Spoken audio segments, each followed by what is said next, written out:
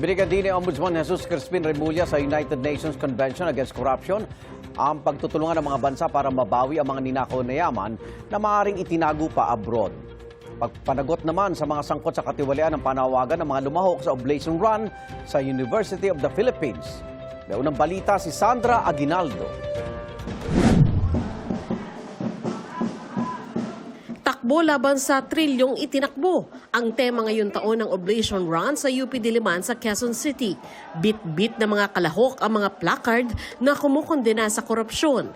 Kaisa sa malawakang panawagan para may managot sa pagkurakot ng kaba ng bayan. Ang isyong ito, umabot na sa pagpupulong ng United Nations Convention Against Corruption o UNCAC sa Doha, Qatar. Binigyan diin ni Ombudsman Jesus Crispin Remulla ang tulungan ng mga bansa sa asset recovery o pagbawi ng nakaw na yamang maaaring naitago sa ibang bansa. No country can address corruption alone.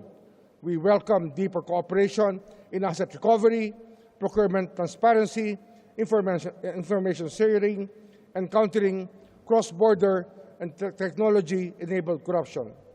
Tinawag niyang systemic corruption ang anomalya sa mga flood control project. We moved quickly, complaints were evaluated, evidence was assessed, and charges were filed.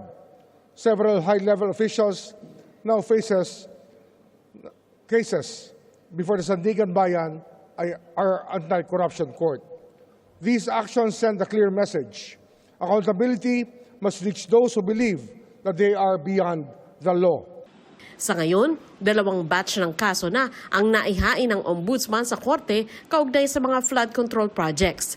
Una, ang kaso laban kay dating Congressman Zaldico, mga dating opisyal ng DPWH Mima Ropa at SunWest, kaugnay sa 289 million peso flood control project sa Nauhan, Oriental Mindoro. Ikalawa, ang kaso kaugnay sa 96 million peso Ghost Flood Control Project sa Davao Occidental, kung saan sangkot umano ang ilang opisyal ng DPWH Davao Occidental at St. Timothy Construction kabilang si Sara Diskaya.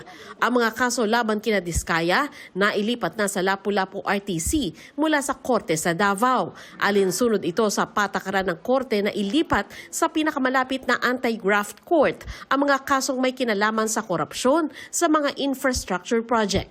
Sa usapin naman ng restitution, 2 DPWH engineer na ang nagbalik ng pera, sina Henry Alcantara at Gerard Opolencia.